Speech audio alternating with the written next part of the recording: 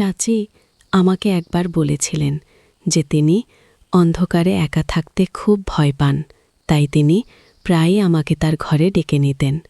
একদিন বাড়িতে আমাদের দুজন ছাড়া আর কেউ ছিল না। হঠাৎ প্রচণ্ড ঝড় বৃষ্টি শুরু হলো। চাচি আমাকে তার ঘরে ডাকলেন। যখন ঘরে ঢুকলাম, চাচিকে দেখে আমি চমকে গেলাম। তিনি তখন খুব ছোট পোশাক পরেছিলেন এবং দেখতে দারুণ লাগছিলেন। চাচা তখন কাজের খাতিরে কয়েক মাসের জন্য বাইরে গেছেন। একদিন রাতে অন্ধকারের অজুহাতে চাচি আমাকে আবার তার ঘরে ডাকলেন। তখন আমি ২০ বছর বয়সে ছিলাম। চাচি ছিলেন খুবই সুন্দরী ও ভরসা, এবং তার এই সৌন্দর্যে যে কেউ মুগ্ধ হতো। চাচাও তার রূপে মুগ্ধ হয়ে তাকে বিয়ে করেছিলেন। চাচি সবসময় আধুনিক পোশাক পরতে ভালোবাসতেন, যা তাকে আরও আকর্ষণীয় করে তুলত। বন্ধুরা, আজকের গল্পটি বিশেষভাবে শেয়ার করতে যাচ্ছি। আশা করছি তোমাদের ভালো লাগবে। যদি ভালো লাগে তাহলে ভিডিওটি লাইক, শেয়ার এবং চ্যানেলটি সাবস্ক্রাইব করতে ভুলবে না। একাদশ শ্রেণীর পরীক্ষা শেষে আমার ছুটি শুরু হয়েছিল, তাই মা বাবার অনুমতি নিয়ে চাচা চাচির কাছে ছুটি কাটাতে গেলাম। চাচার বিয়ে হয়েছিল মাত্র ৩ মাস আগে। বাবা মা প্রথমে আমাকে যেতে নিষেধ করেছিলেন, কিন্তু আমি অনেক দিন চাচার বাড়িতে যাইনি এবং বিয়েতে যেতে পারিনি। চাচার সঙ্গে দেখা করার জন্য এবং নতুন চাচিকে দেখার জন্য আমার খুব আগ্রহ ছিল। বাবা বলেছিলেন পরে কখনো গিয়ে দেখা করো, কিন্তু আমি তখনই যেতে চেয়েছিলাম। অবশেষে অনেক বোঝানোর পর বাবা আমাকে চাচার বাড়িতে যেতে রাজি হলেন। রবিবার সকালে বাবা আমাকে চাচার বাড়ি পৌঁছে দিলেন। সেখানে গিয়ে দেখি বাড়ির বাইরের দরজায় তালা। বাবা ফোন করে জানালেন যে চাচা চাচি শপিং করতে গেছেন এবং কিছুক্ষণ পর ফিরবেন। তাই আমরা বাইরে দাঁড়িয়ে অপেক্ষা করতে লাগলাম। প্রায় ২ ঘন্টা পর তারা বাড়ি ফিরলেন। বাবা তাদের সাথে দেখা করে আমাকে রেখে চলে গেলেন। চাচি স্কার্ফ দিয়ে মুখ ঢেকেছিলেন এবং চাচার বাইকে বসেছিলেন। বাড়ির ভেতরে ঢোকার পর চাচি তার স্কার্ফ খুলে ফেললেন এবং তাকে দেখে মনে হলো যেন সিনেমার নায়িকা। চাচা সাধারণ দেখতে হলেও চাচি ছিলেন খুবই আকর্ষণীয়। চাচা আমাকে ডাকলেন, সৌরভ, কি দেখছ? তার ডাকে আমি কিছুটা অপ্রস্তুত হয়ে গেলাম, তবে দ্রুত সামলে নিয়ে বললাম, আমি ভালো আছি। এতদিন পর আমাকে দেখে চাচা খুব খুশি হলেন এবং স্নেহে জড়িয়ে ধরলেন। চাচা চাচির সাথে আমার দিনগুলো ভালোই কাটছিল। চাচি আমার প্রতি সব দিক থেকে যত্নশীল ছিলেন, সব কিছু ঠিকঠাক রাখছিলেন। তখনও আমি জানতাম না আমার এই সফর জীবনের একটি অন্যরকম অভিজ্ঞতা হয়ে উঠতে চলেছে। আমি লক্ষ্য করছিলাম যে চাচি সবসময় আমার সামনে ছোট পোশাক পরে ঘুরে বেড়াতেন।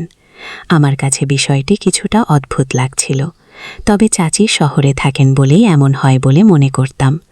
আমি গ্রাম থেকে এসেছি, সেখানে কেউ এভাবে চলাফেরা করে না। চাচির এই পোশাক পরা এবং আমার প্রতি যত্নশীল মনোভাব আমাকে মাঝে মাঝে অস্বস্তি দিত। তৃতীয় দিন সকালে আমি যখন ঘুম থেকে উঠলাম তখন ৮টা বাজে। ঘর থেকে বেরিয়ে দেখি চাচা ব্যাগ গোছাচ্ছেন। চাচাকে ব্যাগ গোছাতে দেখে আমি অবাক হয়ে জিজ্ঞাসা করলাম, চাচা, এত সকালে কোথায় যাচ্ছেন? চাচা বললেন যে তাকে একটি জরুরি কাজের জন্য ২ মাসের জন্য বিদেশে যেতে হবে। আমি কিছুটা হতাশ হয়ে বললাম, চাচা, আমি তো মাত্র ২ দিন হলো এসেছি, আপনি এত তাড়াতাড়ি চলে যাচ্ছেন, আমি তো আপনাকে যেতে দেব না। চাচা আমাকে বোঝাতে লাগলেন এই প্রজেক্টের কাজটি আমার জন্য গুরুত্বপূর্ণ। যদি এটি হারিয়ে ফেলি তাহলে ভবিষ্যতে ভালো পদে যাওয়ার সুযোগ হারাবো। চাচার কথার গুরুত্ব বুঝতে পেরে আমি আর কিছু বললাম না, শুধু বললাম, ঠিক আছে, আজই বাবাকে জানিয়ে দিচ্ছি যাতে তিনি এসে আমাকে নিয়ে যান, কারণ আপনি না থাকলে আমি এখানে থেকে করব কি? চাচা বললেন, সৌরভ, তুমি এখানেই থাকবে এবং তোমার চাচির খেয়াল রাখবে। আমি ফিরে না আসা পর্যন্ত তোমার এখানেই থাকা উচিত। তার কথা শুনে আমি অবাক হয়ে গেলাম। চাচা না থাকলে আমি আর চাচি এই বাড়িতে একা কিভাবে থাকব? চাচা বললেন, মনে রেখো, তোমার চাচি অন্ধকারে ভয় পান, তাই তাকে যে কোনোভাবে সাহায্য করতে দ্বিধা করো না। আমি কিছুটা অস্থির হয়ে পড়েছিলাম। চাচি অন্ধকারে ভয় পান এটা কখনো কল্পনাও করেনি। চাচি সম্পর্কে নতুন তথ্যটি আমাকে কিছুটা হতাশ করেছিল। প্রথমে আমি রাজি হতে চাইছিলাম না, কিন্তু চাচার অনুরোধে রাজি হতে বাধ্য হলাম। চাচির দিকে তাকালাম। আমার কথার পর চাচি আমাকে দেখে অদ্ভুতভাবে হাসলেন। মনে হলো আমার এখানে থাকার সিদ্ধান্তে তিনি বেশ খুশি। আমি চাচাকে তার কাপড় গুছাতে সাহায্য করলাম এবং তাদের বিমানবন্দরে পৌঁছে দিলাম।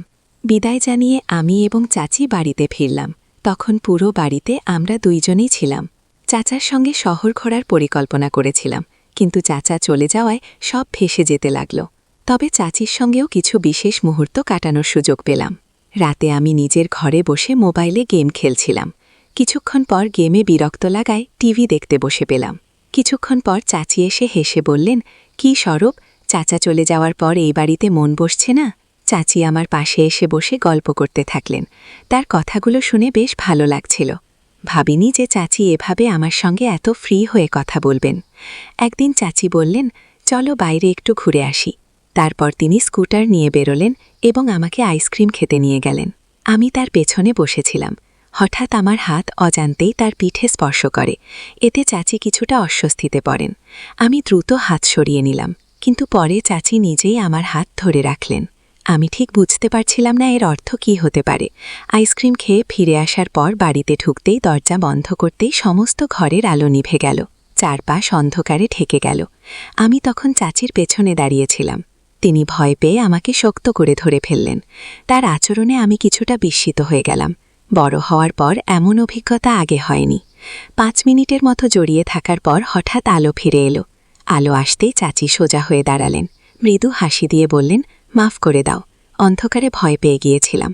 এরপর তিনি তার ঘরে চলে গেলেন। আমি হতভাগ হয়ে রইলাম এবং মনে মনে ভাবছিলাম কিছুটা অস্বস্তিকর লাগছে। রাতের বেলা শুয়ে শুয়ে চাচির কথাগুলো বারবার মনে পড়ছিল। তিনি বেশ আধুনিক, আর আমি গ্রাম থেকে আসা এক ছেলে। তার আচরণগুলো আমার জন্য অনেকটাই নতুন। পরের দিন সকালে উঠে দেখি চাচি রান্নাঘরে চা তৈরি করছেন। তাকে নাইট ড্রেস পরা অবস্থায় দেখে কিছুটা অস্বস্তি লাগছিল। যখন আমি পানি পান করতে কিচেনে গেলাম তখন তিনি আবার আমাকে জড়িয়ে ধরলেন। আমি কিছুটা অবাক হয়ে গেলাম, কারণ আগের দিনের ঘটনাগুলো তখনও মাথা থেকে যায়নি। চাচি হাসি মুখে বললেন, স্বরূপ, লজ্জা পাচ্ছ কেন? আমি জানি এসব তোমার জন্য নতুন, তবে গত রাতে সত্যিই ভয় পেয়েছিলাম। চাচির এই আচরণে আমি কিছুটা হেসে ফেললাম, কিন্তু তার এমন ব্যবহারে আমার মনে এক ধরনের নতুন অনুভূতি সৃষ্টি হতে থাকল। মনে হলো আমি বুঝতে পারছি না ঠিক কী ঘটছে, কিন্তু এটাও বুঝতে পারছিলাম যে বড় হয়ে যাচ্ছি। এক সন্ধ্যায় খাবারের ইচ্ছে হলো, তাই চাচির ঘরের দিকে গেলাম। ঘরের দরজা সামান্য খোলা ছিল, তাই অনুমতি ছাড়াই ঢুকে পড়লাম। চাচি বালিশে হেলান দিয়ে মোবাইলে কিছু দেখছিলেন। তাকে এই অবস্থায় দেখে কিছুটা অস্বস্তি লাগছিল। দরজার কাছে দাঁড়িয়ে আস্তে করে ডাকলাম, কিন্তু তিনি শুনলেন না। সাহস করে ধীরে ধীরে তার পাশে গিয়ে দাঁড়ালাম। মোবাইলের দিকে তাকিয়ে যা দেখলাম তাতে কিছুটা অবাক হয়ে গেলাম। বিষয়টি দেখে দ্রুত দরজার কাছে ফিরে গিয়ে আবার ডাক দিলাম। চাচি চমকে উঠলেন এবং চাদর গায়ে জড়িয়ে কিছুটা বিস্মিত হয়ে বললেন, কি হয়েছে? বিষয়টি এড়িয়ে গিয়ে বললাম, কিছু না। তারপর নিজের ঘরের দিকে চলে গেলাম। ঘরে ফিরতে ফিরতে চাচির কথাগুলো মনে পড়ছিল। তার আচরণে নতুন কিছু অনুভূতি তৈরি হচ্ছিল। রাতের বেলা ভারী বৃষ্টি হচ্ছিল। হঠাৎ বিদ্যুৎ চলে যাওয়ায় চারপাশ অন্ধকার হয়ে গেল। চাচি আমাকে ডাকলেন। আমি তার ঘরে গেলে চাচি আমাকে আলিঙ্গন করলেন। তাকে দেখে মনে হচ্ছিল তিনি সত্যিই বেশ সুন্দরী। তার আচরণগুলো আস্তে আস্তে আমার অনুভূতিগুলোর ওপর প্রভাব ফেলতে শুরু করল। চাচি বললেন, সৌরভ, যতক্ষণ পর্যন্ত লাইট আসে তুমি আমার কক্ষে থাকতে পারো, আমি অন্ধকারে ভয় পাই। আমি চাচির সাথে থাকতে রাজি হয়ে গেলাম। আমরা কিছুক্ষণ ধরে গল্প করতে থাকলাম। চাচি জানালেন যে তার এবং তোমার চাচার খুব তাড়াতাড়ি বিয়ে হয়েছিল। তিনি বললেন, আমার এবং তোমার চাচার প্রথম সাক্ষাৎ হয়েছিল 1 বছর আগে। আমাদের প্রেম এত দ্রুত বাড়তে থাকে যে আমরা কয়েকদিনের মধ্যেই বিয়ের সিদ্ধান্ত নিয়েছিলাম। গল্প করতে করতে সময় পার হয়ে গেল। যখন আমি আমার ঘরে ফেরার কথা ভাবছিলাম তখন চাচি আমার হাত ধরে বললেন, সৌরভ, তোমার যদি কোনো আপত্তি না থাকে তুমি কি আজ রাতে আমার ঘরে থাকতে পারো? আমার মনে কোনো দ্বিধা ছিল না, কারণ চাচি এবং আমি একা ছিলাম, আর তার সাথে গল্প করতে আমার বেশ ভালোই লাগছিল। তাই আমি রাজি হয়ে গেলাম। আর চাচাও আগেই আমাকে বলেছিলেন যে চাচির খেয়াল রাখতে। সারা রাত বৃষ্টির শব্দ চলছিল। সকালে ঘুম থেকে উঠে দেখলাম চাচি বেশ আনন্দিত, যা আগে কখনো দেখিনি। ব্রেকফাস্টের সময় তিনি বললেন, এখন বৃষ্টির দিনে তুমি আমার ঘরে থাকতেই পারো। চাচি আমাকে বলেছিলেন, যদি তোমার কোনো সাহায্যের প্রয়োজন হয় তাহলে বিনা দ্বিধায় জানিও। রাতে আমরা গল্প করছিলাম, কিন্তু হঠাৎ করে আমার শরীরটা একটু খারাপ লাগতে শুরু করল। চাচির কথাগুলো একটু অস্বস্তিকর লাগছিল, যদিও আমি ঠিক বুঝে উঠতে পারছিলাম না কেন। শরীর খারাপ লাগলেও আমি ওখানেই বসে রইলাম। এখানে আসার পর থেকে চাচি আমাকে রোজ রাতে 1 গ্লাস করে দুধ পান করাতেন। আজও তিনি দুধের গ্লাস নিয়ে এলেন। আমি খেতে খেতে গল্প চালিয়ে যেতে লাগলাম। একসময় অজান্তেই ঢুলতে শুরু করলাম এবং কিছুক্ষণের মধ্যেই ঘুমিয়ে পড়লাম। চাচির সৌন্দর্য যেন মনে গেঁথে যাচ্ছিল, তবে মনের ভিতর নানা রকম চিন্তা দানা বাঁধছিল। পরের দিন সকালে অদ্ভুত একটা অনুভূতি হচ্ছিল, যখন দেখলাম চাচি বাইরে গেছেন আর তার ফোনে বারবার কল আসছে। হঠাৎ পেটে ব্যথা শুরু হলো। আমি তখন বাবাকে ফোন করে জানালাম যে বাড়ি ফিরতে চাই। বাবার কথায় চাচি কিছুটা বিরক্ত হয়ে বললেন, তোমার চাচা কি বলেননি যে আমাকে দেখতে হবে, এক্ষুনি যেতে পারবে না? চাচির এই কথায় আমি হতবাক হয়ে গেলাম। কি সম্পর্ক আর কি দেখার কথা কিছুই বুঝতে পারছিলাম না আমি। বিষয়টা জানতে চাইলে চাচি বললেন, আমি জানি না, তবে তোমার এখানেই থাকতে হবে। তিনি আমাকে যেতে দিতে চাইছিলেন না, কিন্তু আমার পেটের ব্যথা বেড়েই চলছে। এই অবস্থায় আমি বেশ অস্থির হয়ে পড়েছিলাম, কারণ ব্যথা কমার কোনো লক্ষণ ছিল না।